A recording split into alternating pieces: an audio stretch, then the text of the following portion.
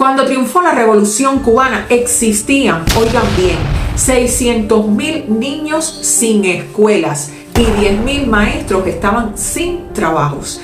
A ellos se le unía la escasa enseñanza técnica y profesional. La educación agropecuaria solo contaba con 6 escuelas para formar obreros agrícolas. En la educación superior solo existían 4 universidades. Una de ellas era privada y con patrones de carreras muy limitadas. Y sí, esa era la herencia que muy pronto la naciente revolución, bajo la iniciativa y guía de Fidel, tenía que revertir. Pero prácticamente de la noche a la mañana, en 1959, fueron creadas 10.000 nuevas aulas y a los pocos meses ya habían 2 veces más maestros rurales que en toda la historia bajo el capitalismo. Pero ¿qué me dicen de la vocación de convertir 69 cuarteles en escuelas? Y que antes de concluir 1959, en diciembre de ese año, se dispuso de la primera reforma de la enseñanza, a la vez que más de 3.000 maestros emergentes y voluntarios marcharon a las montañas. Con los mismos objetivos, a principios de 1961 comenzó el Plan de Educación para Campesinas llamado Ana Betancourt, donde pudieron estudiar más de 150.000 muchachas campesinas para las que hasta ese momento no se había podido o no habían podido acceder a un aula escolar. Pero los empeños y acciones no se quedaron ahí. En 1961 se desplegó entonces una masiva campaña de alfabetización que daría el tiro de gracia a la incultura en nuestro país.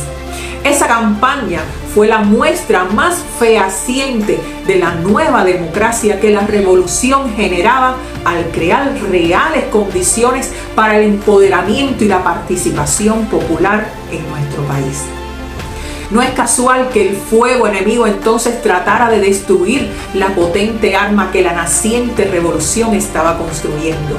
No olvidemos que en medio de la campaña de alfabetización, el 16 de abril se declaró el carácter socialista de la revolución y el 6 de junio se dictó la Ley de Nacionalización de la Enseñanza, que reafirmó el carácter gratuito de la misma, a la vez que se abrió un sistema de becas sin precedentes el 22 de diciembre de 1961, el mismo día que Cuba fue declarada territorio libre de analfabetismo.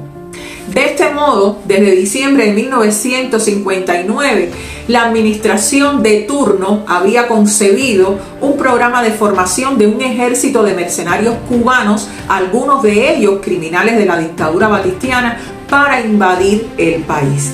Este plan fue aprobado por el presidente norteamericano en marzo de 1960 y meses después, el 6 de julio, se cancela la cuota cubana de azúcar y el 19 de octubre se declara el embargo parcial del comercio, prohibiendo todas las exportaciones excepto alimentos y medicinas.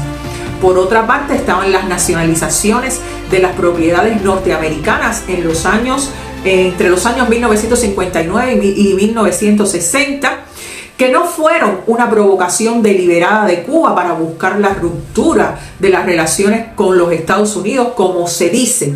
Fueron una necesidad de la revolución planteada desde 1953 por Fidel en su famoso alegato de autodefensa ante los tribunales de la tiranía batistiana, La historia me absorberá, y que estaba prevista en la Constitución de 1940.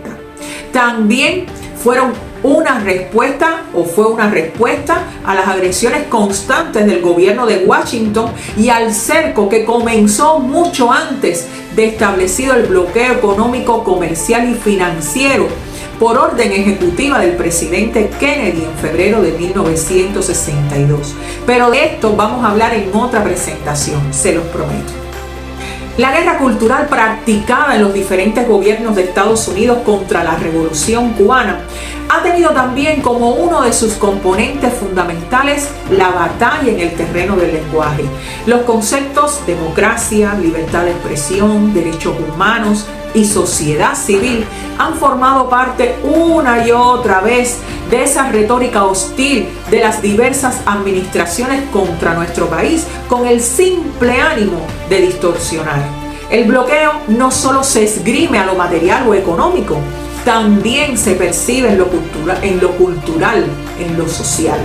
Apenas una semana después de haber triunfado la Revolución Cubana, medios norteamericanos como la revista Life, la agencia AP y la UPI postularon en sus páginas que Cuba se estaba convirtiendo en un baño de sangre como consecuencia de los juicios y sanciones de fusilamientos a grupos de criminales de guerra de la dictadura de Fulgencio Batista.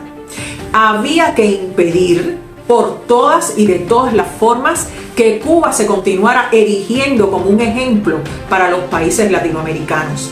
Pero han pasado 66 años, sí, 66 años, y la hostilidad ha crecido y crece, porque cuando no puedes con tu enemigo, tienes que desprestigiarlo, ahogarlo, sancionarlo, criticarlo, tratar de mutilarlo.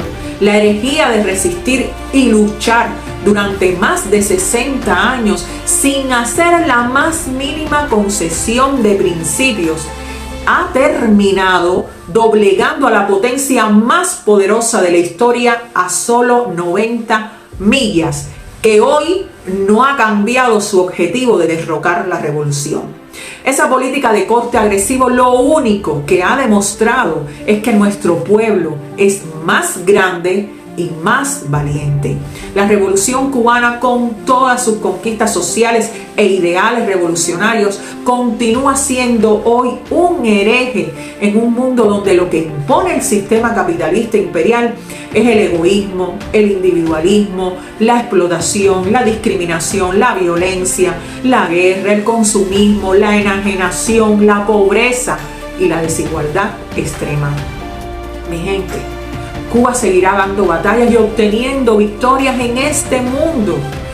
Que vivan esos 66 años de revolución que con tanto esfuerzo hemos estado construyendo. Créanme que saldremos adelante, cueste lo que cueste, porque a pesar de los pesares, Cuba va.